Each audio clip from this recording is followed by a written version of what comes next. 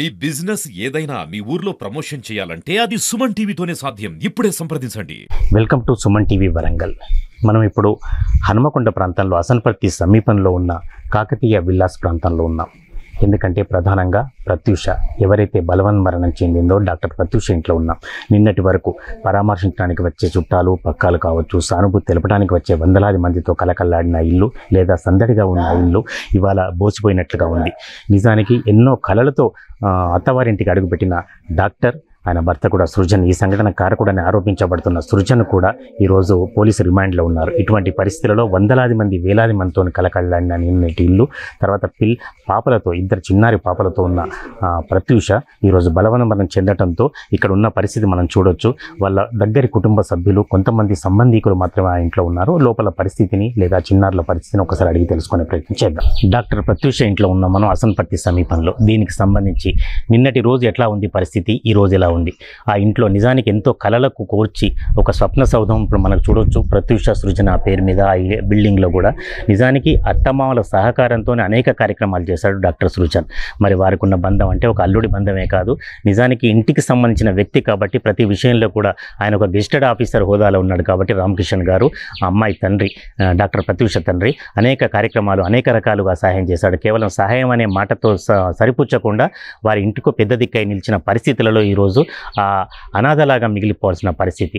నిజానికి వారు ఇంకా మళ్ళీ ఏం ఆశిస్తున్నారు, ప్రస్తుత పరిస్థితి ఏమిటి, ఆ చిన్నారి పాపల పరిస్థితి ఏమిటి, ఒక దయనీయంగా ఉంది. ఎందుకంటే 7 సంవత్సరాల పాప, 7 నెలల పాప, ఎవరు చూసే పరిస్థితి కూడా లేదు. ఇది చూసే వాళ్ళ కంటతడి పెట్టిస్తున్న వైనం. ఇటువంటి పరిస్థితుల్లో తండ్రి గారు మన పక్కనే ఉన్నారు, వారి సోదరుడు కూడా మన పక్కనే ఉన్నారు, రాకేష్ గారు కూడా. ఒక్కసారి వారి తండ్రి గారిని ముందు మాట్లాడించే ప్రయత్నం చేద్దాం. రామకృష్ణ గారు చెప్పండి, నిన్నటికి వాటికి పరిస్థితి ఎంత తేడా వచ్చింది చూడండి. నిన్నటికి వాటికి చూస్తే సార్ శ్మశాన వైరాగ్యం ఆవరించుకున్నట్టు కనబడతా ఉంది సార్ పరిస్థితి.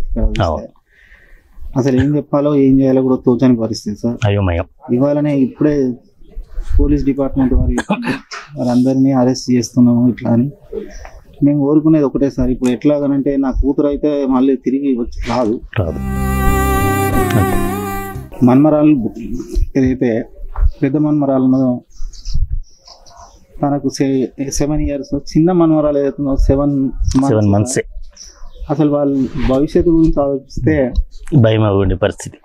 చాలా చాలా బాధిస్తూ ఉన్నది సార్, చాలా కష్టంగా ఉన్నది. వారికి న్యాయం జరగాలి ఒకటి సార్.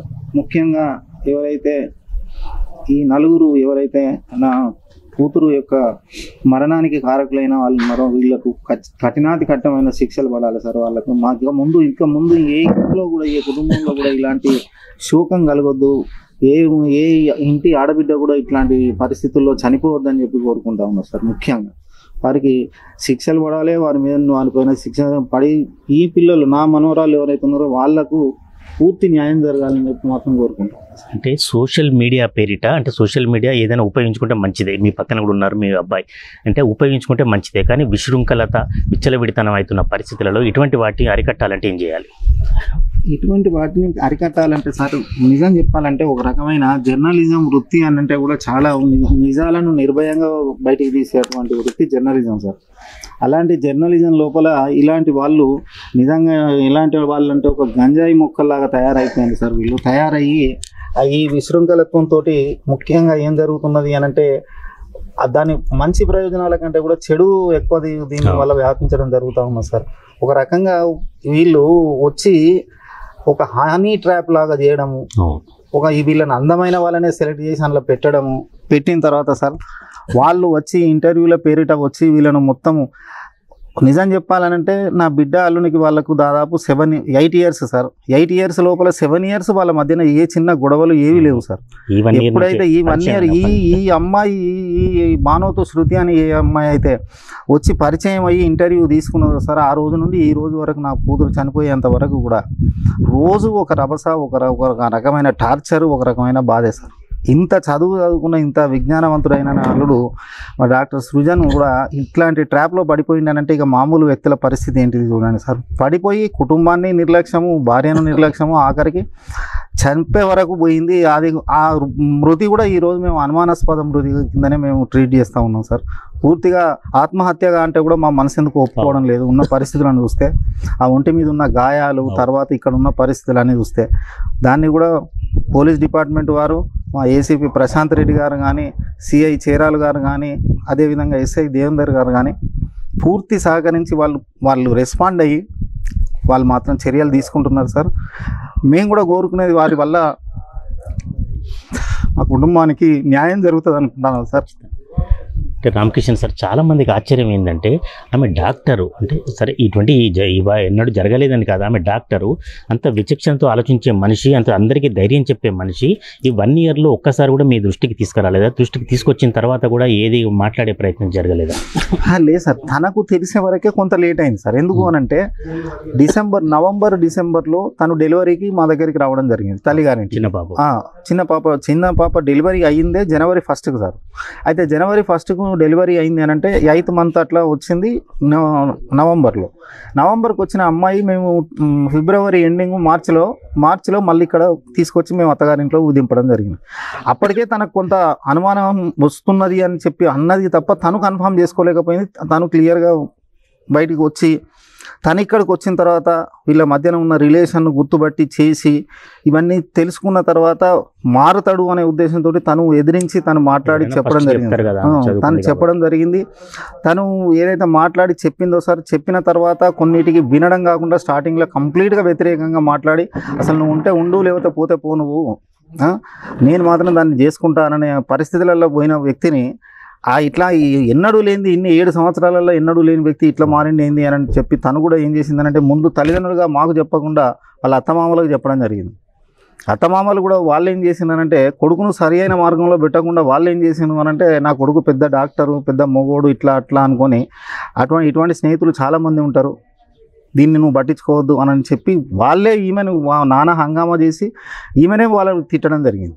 తిట్టేసరికి అసలు తనకు ఒకే ఒకటి బాగా నా మీద ప్రేమతోటి ఏం సార్ అంటే, నేను ఒక పేషెంట్ను, అందులో హార్ట్ పేషెంట్ను అనేది మనసులో పెట్టుకొని మా డాడీ చెప్తే తండ్రి మీదనే ఎక్కువ ఉంటుంది కదా అటెన్షన్ అని, ఎక్కడ మా నాన్న హర్ట్ అయిపోతాడో ఏమవుతాడో అన్న ఉద్దేశంతో ఏం చేస్తాడో తెలిసి ఈయన ఏం చేస్తాడో మళ్ళీ మా నాన్న ఏమవుతాడో అన్నది బాగా మైండ్లో పెట్టుకొని సార్ చెప్పడానికి చాలా లేట్ చేసింది ఒకటి సార్. వాడికి కూడా చాలా టైం ఇచ్చింది, మారడానికి టైం ఇచ్చింది.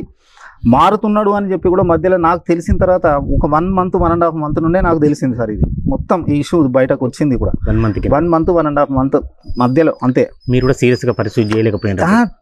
నేను చేసి ఇమ్మీడియట్గా రేపు లేదు ఎల్లుండి 2 రోజుల్లో వచ్చి ఇక్కడ కూర్చుని మొత్తం ఉన్న మన ఎంప్లాయీస్ కమ్యూనిటీ వస్తారు, అందరు వస్తారు, వచ్చి కూర్చుని మాట్లాడదాము, సెట్ చేద్దాము అని చెప్పిన. అయితే దానికి కొంత నమ్మకం కలిగి ఏం చేసింది సార్ అంటే, నన్ను ఒట్టు పెట్టించుకొని ఎట్టి పరిస్థితుల్లో కూడా నాన్న నువ్వు ఇప్పుడు మాట్లాడొద్దు, ఏ పరిస్థితులలో ఇప్పుడు మారుతున్నాడు, టైంకి వస్తున్నాడు, బాగుంటున్నాడు, మంచిగా ఉంటున్నాడు, కాబట్టి మీరు ఏం చేయొద్దు నాన్న ఇట్లా అని చెప్పి నాతో ఒట్టు పెట్టించుకునేవారు. నేను ఆగిపోవడంలో మళ్ళీ ఎప్పటికీ ఎవ్రీ డే నేను దాన్ని ఫోన్ మాట్లాడుతూనే ఉన్నా, తెలుసుకుంటూనే ఉన్నా. కొంచెం హ్యాపీగానే ఉన్నది, మాట్లాడుతున్నది, మంచిగానే ఉన్నది డాడీ అని చెప్తే నేను అది మనం నమ్ముకుంటూ వచ్చినాం. ఆ నమ్మకం ఏమైంది సార్ అంటే ఒక్కటేసారి మరి మొన్నటికి నిన్న మన ఆదివారం రోజు జరిగిన దానికి శనివారం రోజు జరిగిన దానికి చాలా తేడా సార్. ఈ శనివారం ఈ కాలనీలో దగ్గర సార్ ఇప్పుడు ఒక 200 వరకు ఈ బిల్డింగ్స్ వీళ్ళు ఉంటారు. వీళ్ళు దగ్గర ఒక 100 మంది వరకైనా వీళ్ళు లేడీస్ ఉమెన్ కమ్యూనిటీ ఉంటుంది. వీళ్ళంతా ఒక అసోసియేషన్ గా ఫామ్ అయిన సార్. ఎవ్రీ మంత్ ఒకరు వాళ్ళ ఇంట్లో వాళ్ళ మంచిగా కిట్టి పార్టీ చేసుకొని ఓ చిన్నపాటి అసోసియేషన్ లాగా ఫామ్ అయినరు, వీళ్ళందరూ చేసుకుంటారు. ఆ సాటర్డే రోజు బిడ్డ అది ఎంత ముద్దుగా అందంగా తయారయ్యి వాళ్ళందరూ కలిసి ఎంత హ్యాపీగా ఉన్నారంటే ఆ ఫొటోస్ కూడా మీకు పెడతాం, మీరు చూడండి. చాలా హ్యాపీగా ఉన్నారు వాళ్ళు. అటువంటిది సాటర్డే అంతా హ్యాపీగా ఉన్నది. ఒకటే రోజు సార్, సండే రోజు 4:30కి ఇది 4 మధ్యాహ్నం వీళ్ళకు ఘర్షణ అయింది, పోయి తను చేసుకున్నారు. సాటర్డే నేను చెప్పే సాటర్డే ఈవినింగ్ వరకు 6:37 వరకు కూడా వీళ్ళందరూ కలిసి ఉన్నారు. 20 hours కూడా కాదు, ఆ 20 hours లోపనే వీడు పోయి ఏం గొడవ పెట్టిండు, ఏం తిట్టిండు, ఏం కొట్టిండు, ఏం చేసిండు అనేది ఏం తెలియదు మాకు. అక్కడ లోపల అక్కడ వేసుకున్న తర్వాత ఇమీడియట్ చనిపోయింది అనేది డాక్టర్గా వానికి తెలుస్తుంది. తెలిసిన దాన్ని దించి ఆ బాడీని బ్రాడ్ డెడ్ కేసును తీసుకెళ్తే ఎన్ఎస్ఆర్ అపోలో వాళ్ళు ట్రీట్మెంట్ చేసింది సార్. ట్రీట్మెంట్ అంటే ఆ ఠాగూర్ సినిమాలో కదా ఉన్నట్టు. ఎందుకు అంటున్నాను, నేను నాకేమో వాళ్ళ డాక్టర్ వాళ్ళ దాంట్లో ఆర్ఎంఓగా చేస్తా ఉన్నది ఇంటర్నీగా. ఇప్పుడు ఆవిడ కన్సల్టెంట్. ఇక ఇద్దరికి పెట్టి నువ్వు నిజమైన ట్రీట్మెంట్ ఇస్తే ఏం చేయాలి, బ్రతుకున్నదా చనిపోయిందా అని తెలియజేయడానికి హాస్పిటల్ ఏ అవసరం లేదు సార్. పల్స్ పట్టుకుంటే తెలిసిపోతుంది. కంప్లైంట్ లో హాస్పిటల్ విషయం చెప్పిన సార్, అది కూడా చెప్పిన. ఇప్పుడు సార్ వాళ్ళు నిన్న పోస్ట్ మార్టం చేసిన డాక్టర్ గారు కూడా వాళ్ళని ఒకటే ఒక క్వశ్చన్ అడుగుతా ఉన్నాడు. ఏం అడుగుతున్నాడు సార్ అంటే, ఇది చాలా మెయిన్ సార్. ఇది వాళ్ళు ఏంటంటే వాళ్ళు క్యానులా పెట్టిండ్రు, తర్వాత ఇక్కడ కూడా చేసి సిపిఆర్ కానీ మొత్తం పైప్ లోపల పైప్ వేసి పైన దీనికి మాస్క్ పెట్టిండ్రు. ఈ ట్రీట్మెంట్ అనేది చేసిండ్రు వాళ్ళు అక్కడ. అయితే ట్రీట్మెంట్ ఎప్పుడు చేస్తారు? మీకు ఏమాత్రము ప్రాణం అంటూ ఉన్నాక, శ్వాస అంటూ ఉంటే 1% ఉన్నా చెయ్యాలి.